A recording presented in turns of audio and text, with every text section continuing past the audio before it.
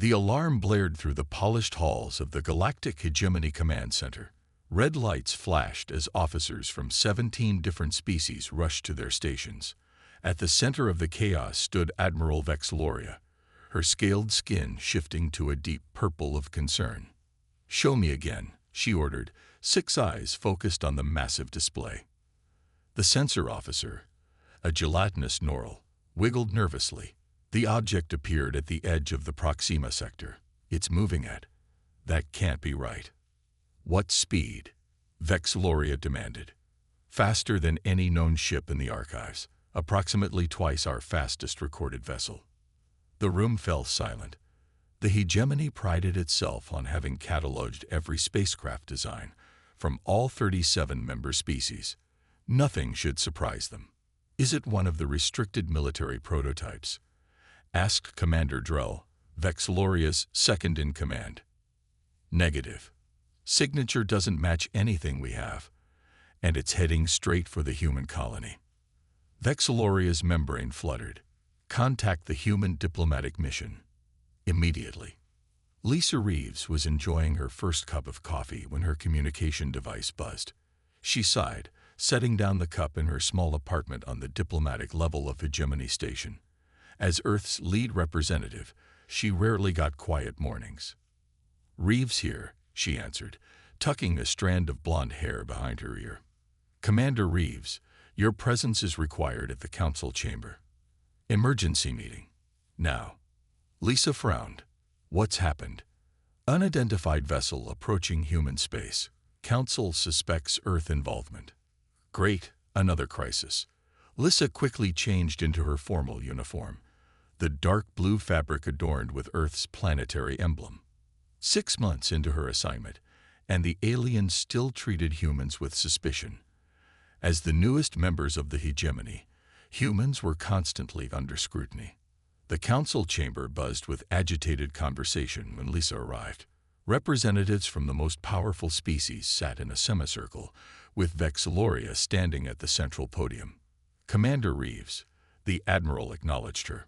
"Perhaps you can explain why a vessel of unknown origin, with technology beyond Hegemony standards, is heading toward your colony." Lisa kept her expression neutral. "This is the first I'm hearing of any vessel, Admiral." The Kelderan representative, Elder Moros, leaned forward on ancient limbs. "The ship employs a propulsion system unlike anything in our archives. Your species joined our community claiming to share all technology. And we did," Lisa replied firmly. "Earth has hidden nothing." The display showed a blurry image of a sleek craft, clearly designed for speed. Its lines looked almost human. Lisa felt a chill. "We've dispatched interceptors," Vexloria stated. "If this is a human military test, I suggest you contact your government immediately." Meanwhile, on Earth, Alan Martinez rubbed his tired eyes. The night shift at NASA's Deep Space Communication Facility was usually quiet. Not tonight. "Sir," he called to his supervisor, "I'm picking up an unusual transmission." Chief Engineer Gary Peters looked over Alan's shoulder at the screen. "What frequency?" "That's just it. It's using an outdated NASA frequency, one we haven't used since before contact with the Hegemony." Gary frowned. "Could be interference." "No, sir. It's definitely a signal. And—" Alan paused, adjusting his equipment. "It's in English." At that moment, Lisa was connecting to Earth's Space Command. General Kate Miller's face appeared on the secure channel. "Commander Reeves, we're as confused as you are," the general said. "That ship isn't ours. The Hegemony doesn't believe us. They're sending warships to intercept. We're detecting strange communications too. Something's trying to make contact using old Earth protocols." Lisa felt a growing sense of dread. If it's not ours, whose is it? On the Hegemony display, the mysterious vessel suddenly accelerated, easily outpacing the interceptors. Vexloria's scales turned almost black with alarm.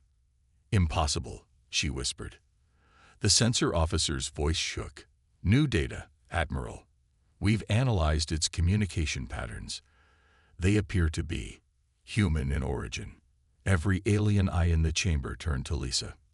"Commander Reeves," Vexilloria said slowly, "your species has much to explain." Lisa Reeves stood her ground as the council chamber erupted in accusations. She raised her hands, calling for calm. "I assure you, this is not an Earth vessel. We have no ships with that capability." Elder Moros of the Kelduran made a clicking noise of disbelief. "Then explain why it broadcasts inhuman signals." Before Lisa could answer, the main screen flashed with new information. The mysterious ship had changed course, evading the hegemony interceptors with ease.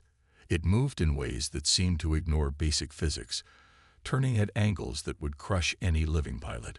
"This is unprecedented," Vexilloria admitted. "We've never seen such maneuverability." Lisa signaled her team members who had just arrived. Dr. Peter Clark, the tall, bearded xenobiologist, and Olivia Wright, communications specialist with sharp eyes and sharper mind. "Olivia, analyze those communication patterns. Peter, see if you can prove this technology isn't from Earth." As they worked, the hegemony deployed its most advanced battlecruiser, the Pride of Zepter. The sleek warship was the fastest in the fleet, armed with weapons that could destroy small moons. "We will intercept in 20 minutes, the Zepteri captain reported. On the screen, everyone watched the battlecruiser approach the unknown vessel. Then, something impossible happened. The mystery ship simply vanished from sensors. "Where did it go?" Vexilloria demanded. The sensor officer checked readings frantically. "Unknown, Admiral. It's gone." Back on Earth, Alan Martinez had made progress with the strange signal. He played it through the speakers for his colleagues. "This is U.S. Horizon, Earth Deep Space Explorer, requesting contact with Mission Control. Repeat, this is Captain Samuel Wade aboard U.S. Horizon. Our systems indicate we've been in flight for. That can't be right." The message cut off. The room fell silent. "U.S. Horizon," Gary repeated. "There's no such ship in our fleet." Alan typed rapidly, searching databases. Actually, there was a Project Horizon, but it was canceled over 200 years ago. Early experimental space program. Gary leaned closer. "Get me everything on that project." In the Hegemony Council, Olivia approached Lisa with her findings. "The communication pattern is definitely human, but it's using protocols that were outdated even before we joined the hegemony. It's like finding a telegram in the age of quantum communication." Peter added, "And I've analyzed the ship's movement patterns. No human could survive those maneuvers. Our bodies would be crushed." Lisa used this information to address the council. "This evidence suggests the vessel, while possibly of human origin, is not from Earth's current fleet. We have no technology that allows such travel speeds or maneuverability." The Pride of Zepter's captain interrupted. "The ship has reappeared. It's heading directly toward the human colony on Proxima Centauri." Fear rippled through the council. The Proxima colony was Earth's first extrasolar settlement, home to over 50,000 humans. Vexilloria turned to Lisa. "Your people are in danger. We must act."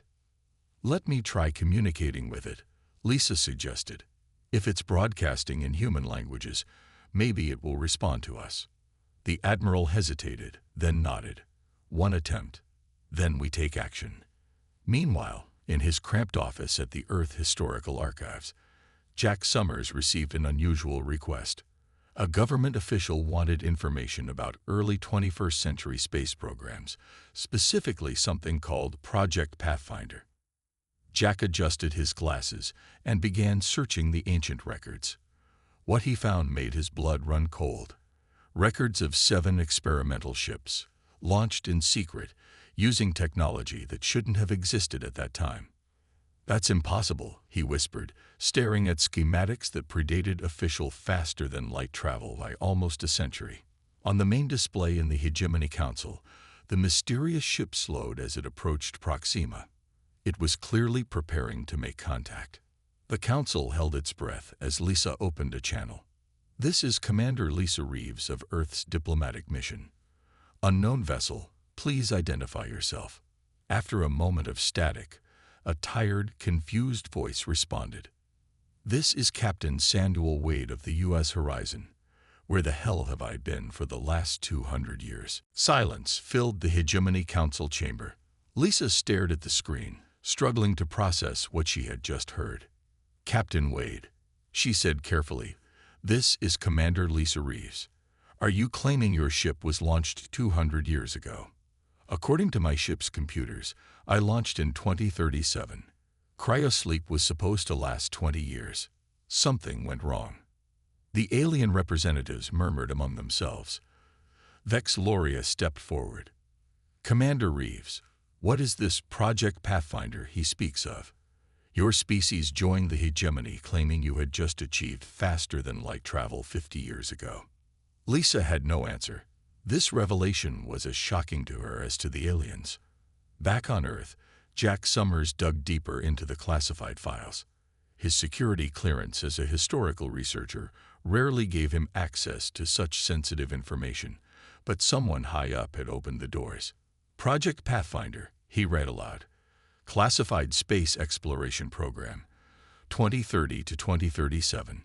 7 experimental vessels launched with revolutionary propulsion systems. Project abandoned after first contact with alien life in 2039.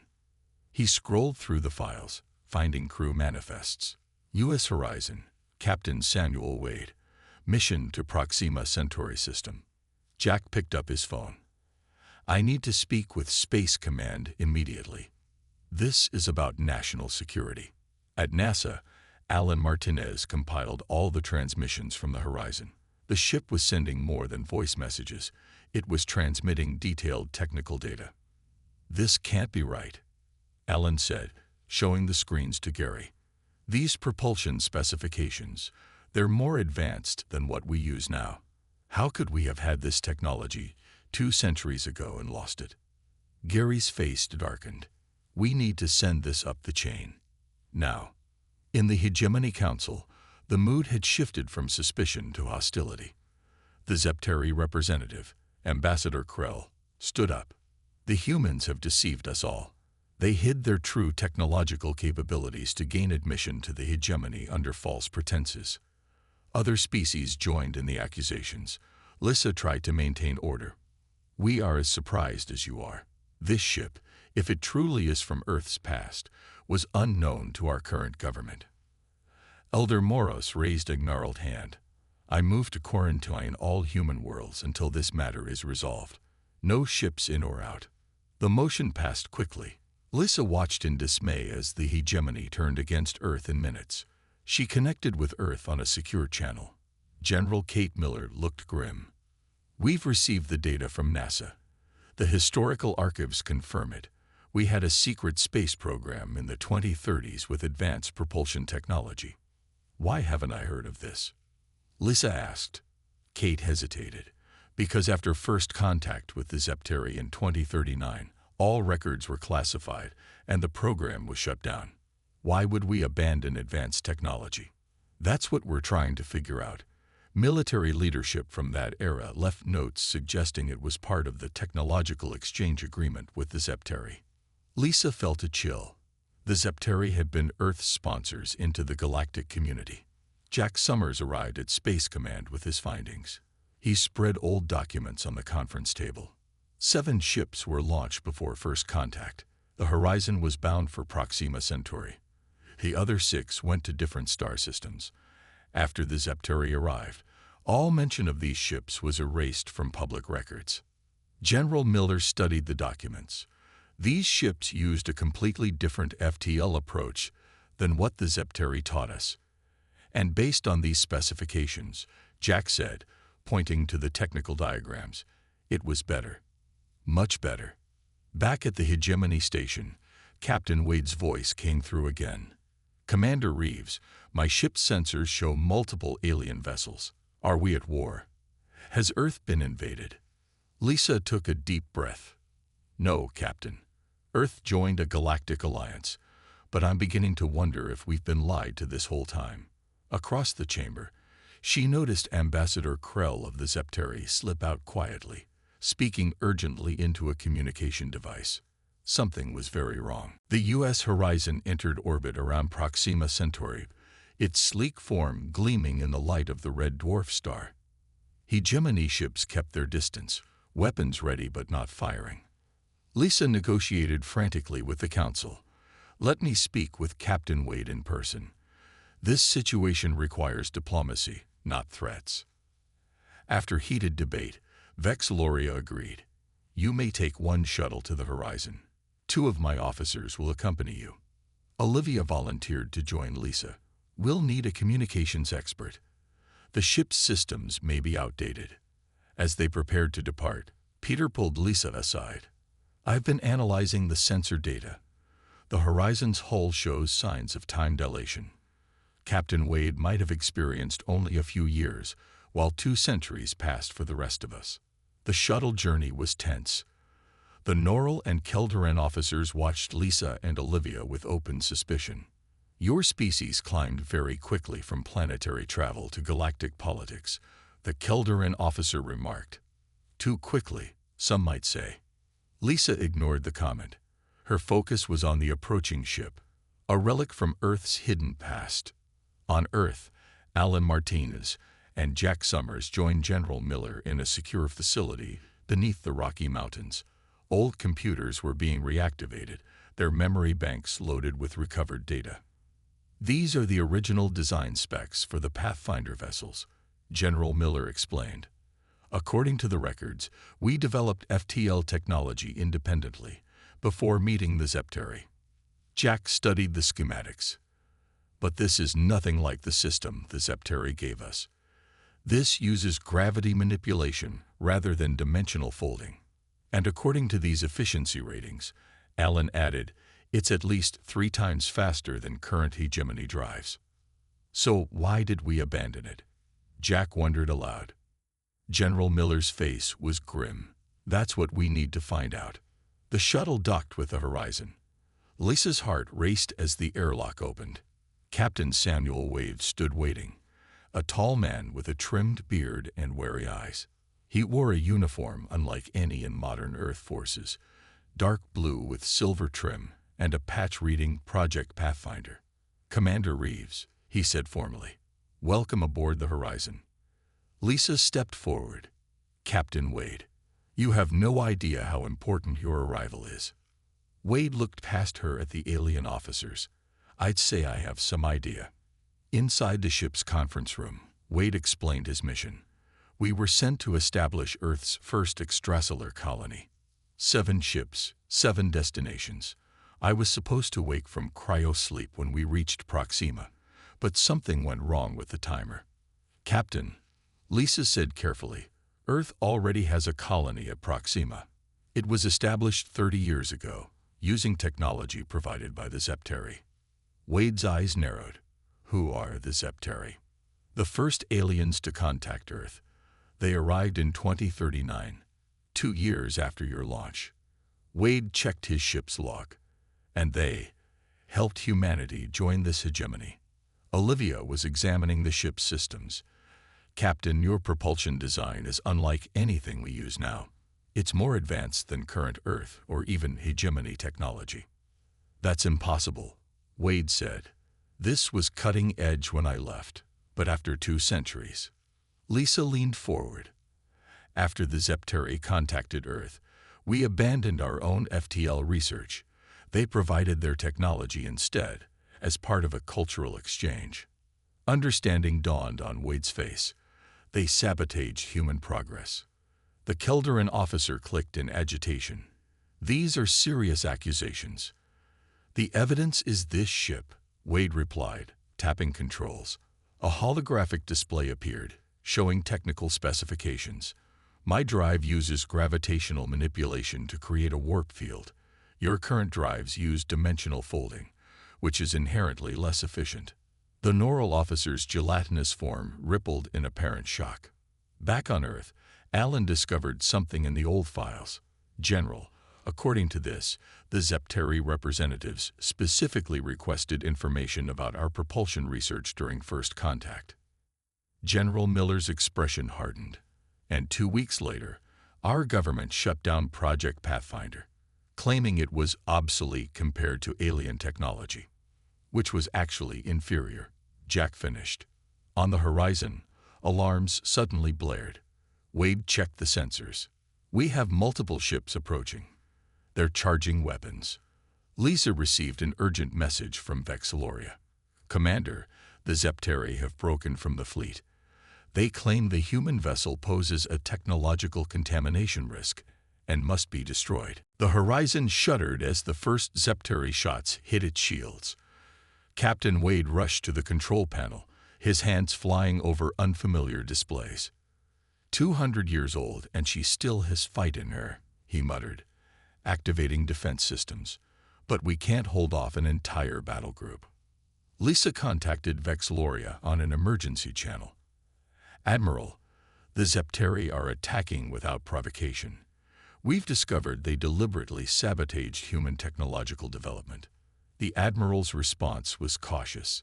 These are serious claims, Commander. The evidence is on this ship, Lisa insisted. The Zepteri want to destroy it before the truth spreads. On the Hegemony command ship, Vexilloria faced a difficult choice. Ambassador Krell of the Zepteri was demanding support for the attack, while Lisa pleaded for intervention.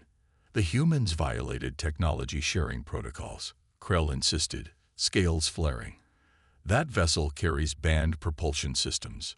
Banned by whom? Elder Moros of the Kildoran asked quietly. I do not recall such a ban in our archives. Vexilloria made her decision. All ships except Zepteri vessels form a defensive perimeter around the human ship. This matter requires investigation, not destruction. On Earth, General Miller ordered a full review of all agreements with the Zepteri since first contact. Alan and Jack worked through mountains of data, looking for patterns. Look at this, Alan said, pointing to a screen. Every time Earth scientists made a breakthrough in propulsion, power generation, or weapons technology, the Zepteri offered an alternative approach that we adopted. Jack nodded. And each alternative put us on a different technological path, one that made us dependent on hegemony technology. General Miller's face darkened. We need to get this information to Commander Reeves. And we need to start rebuilding our original technology. On the horizon, Wade showed Lisa and Olivia the ship's database. We developed this drive system based purely on Earth science. No alien input. Olivia studied the specifications. This is remarkable. The efficiency ratings are beyond anything in current use. The ship rocked as another blast hit the shields. Wade checked the sensors. 3 Zepteri cruisers are still attacking, but the other hegemony ships are moving to intercept them. Lisa received a priority transmission from Earth. General Miller's face appeared on screen. Commander, we've uncovered evidence of systematic technological suppression. The Zepteri have been guiding our development away from certain technologies for 2 centuries. We've found the same evidence here, Lisa replied. Captain Wade's ship proves Earth had more advanced technology before the Zepteri arrived. There's more, Miller continued.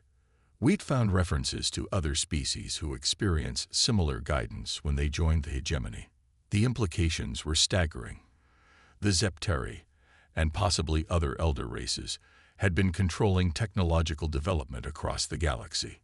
Wade pointed to the communication panel. We're receiving a general broadcast from the Zepteri ships. Ambassador Krell's voice filled the command center. Attention all hegemony vessels. The humans have violated the Grand Accord by developing forbidden technologies. Their vessel must be destroyed to prevent contamination. What Grand Accord? Lisa asked. The Keldarin officer's ancient eyes narrowed. There is no such accord in the official hegemony charter. Vexilloria's voice cut through. Ambassador Krell, stand down your vessels immediately. You have no authority to attack. The Zepteri ships increased their assault. One broke through the defensive line, heading straight for the horizon. They're desperate to destroy us, Wade said. The truth would undermine their power in the hegemony. Olivia had been working at a secondary console. I've been analyzing the ship's database. Captain, there's a hidden protocol labeled emergency recall. Wade checked the system. It's a fail-safe. In case of critical mission compromise, it was designed to transmit our location and situation to the other Pathfinder ships. The other 6 ships that left Earth, Lisa realized. If they're still out there, then humanity's original technology wasn't completely lost. Wade finished. Should I activate it? Lisa nodded. Do it. Wade pressed the sequence. The ship hummed as a powerful signal burst outward, traveling faster than any known communication method. The Zepteri ship closing on them suddenly broke off its attack, turning to flee. They recognized that signal, Wade said. They know what's coming. The Horizon's engines hummed with power as Wade prepared the ship for possible combat. The Zepteri vessels had retreated but remained at the edge of the system, clearly waiting for reinforcements. We need to get you and this ship to Earth, Lisa told Wade. Your technology could change everything. Wade shook his head. The Zepteri will attack the moment we move, and they'll be watching Earth closely now. Olivia, who had been quiet for some time, looked up from her console. What if we don't go to Earth? The Proxima colony has manufacturing facilities. What if we take the plans there instead? The idea had merit. The colony was closer, and the hegemony ships could provide escort. Lisa contacted Admiral Vexilloria. We request safe passage to the human colony on Proxima Centauri. The Admiral considered this. Granted. I will provide escort with my personal guard ships. As they prepared to depart, the Keldaran officer approached Lisa.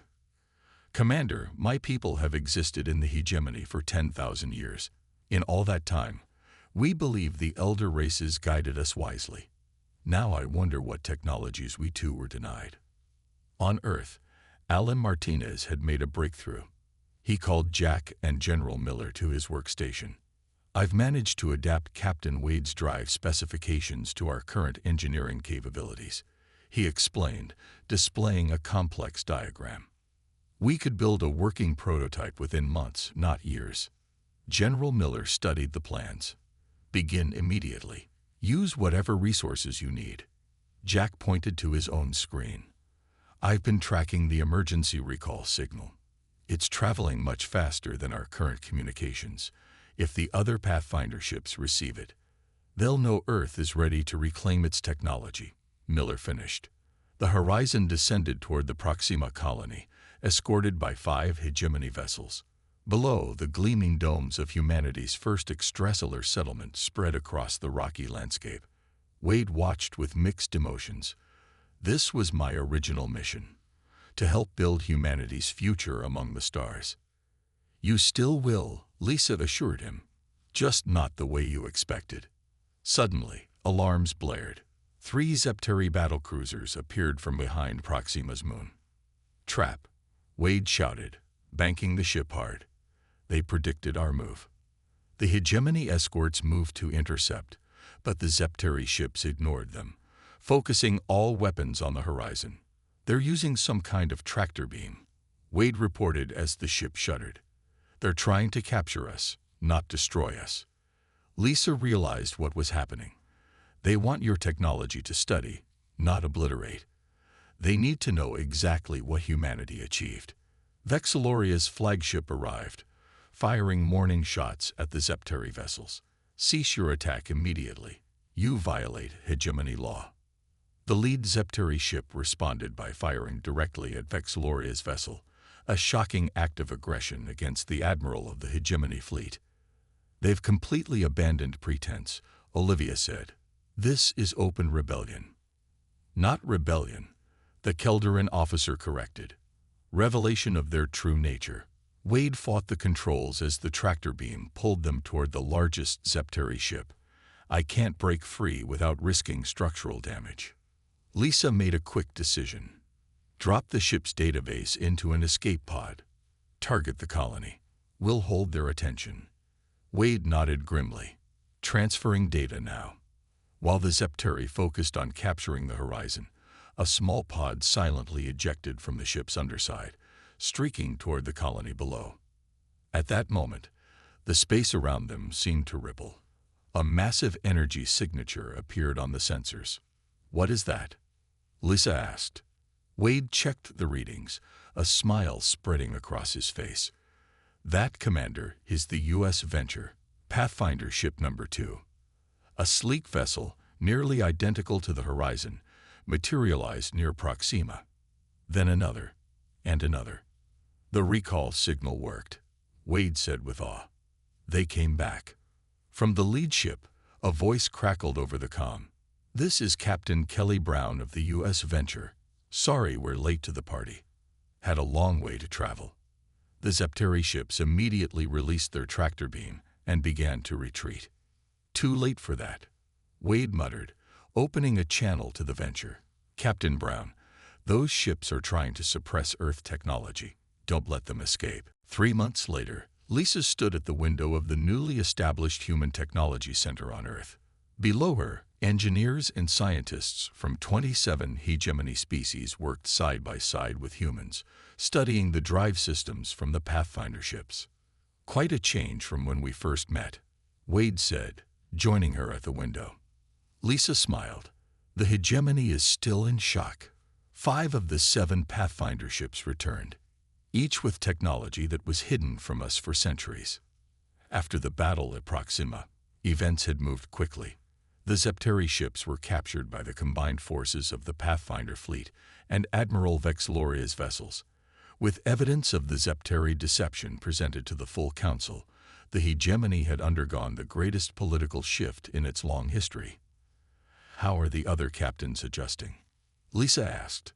Wade shrugged. Better than me. They were awake for parts of their journeys. They knew about the Zepteri from encounters with other species. That's why they stayed away from Earth. They didn't want to leave the Zepteri to the other ships. Olivia entered the room with a data tablet. The council vote just finished. It's official. Humans now hold 3 seats on the reformed Galactic Council, including the chair position. And the Zepteri? Wade asked. Removed from all leadership positions, their colonies remain part of the hegemony, but under supervision. On the other side of the complex, Alan and Jack led a group of alien scientists through the prototype testing area. The first new ship using the recovered human drive technology was nearing completion.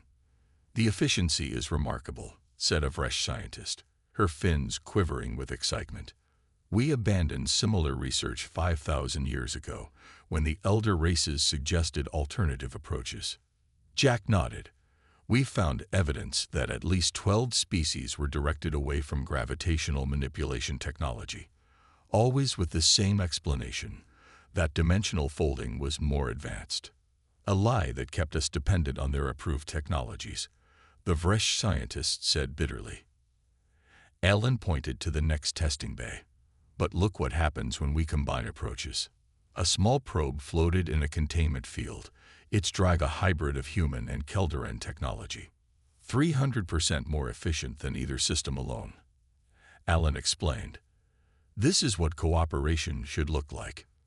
In the main council chamber of the Hegemony Station, General Kate Miller stood before representatives of all 37 member species.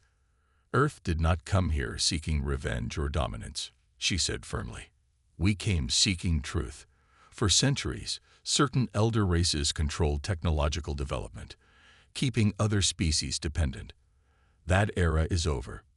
Elder Moros of the Kelderan spoke next. The archives are being corrected. Hidden technologies from many worlds are being recovered. The true history of the hegemony will be known.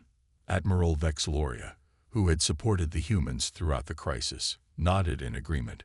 We have all been deceived. Now we must rebuild on a foundation of truth. Back on Earth, as evening fell, Lisa and Wade walked through the gardens outside the technology center. Have you decided what you'll do now? Lisa asked. The horizon has been fully updated.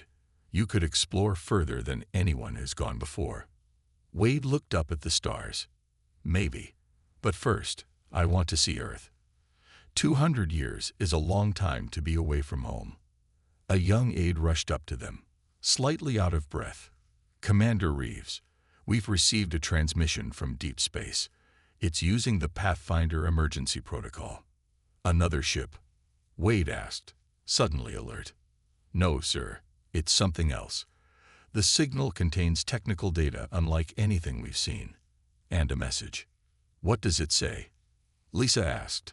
The aide handed her a tablet. On the screen was a simple message. To the descendants of Earth, we received your signal. Humanity's children welcome our long-lost cousins to the stars. We have much to share. Wade read the message twice. It's not from a Pathfinder ship. Lisa's eyes widened with understanding. The Pathfinder ships went to 6 different star systems. What if they found habitable worlds? What if they established colonies that have been developing independently for 2 centuries? Human colonies with advanced technology, outside Zepteri influence. Wade whispered. Entire civilizations born from Earth's original technological path. Lisa looked up at the night sky, suddenly seeming much vaster and full of possibility. The hegemony thought one human world was a surprise, she said. Wait until they meet the rest of us.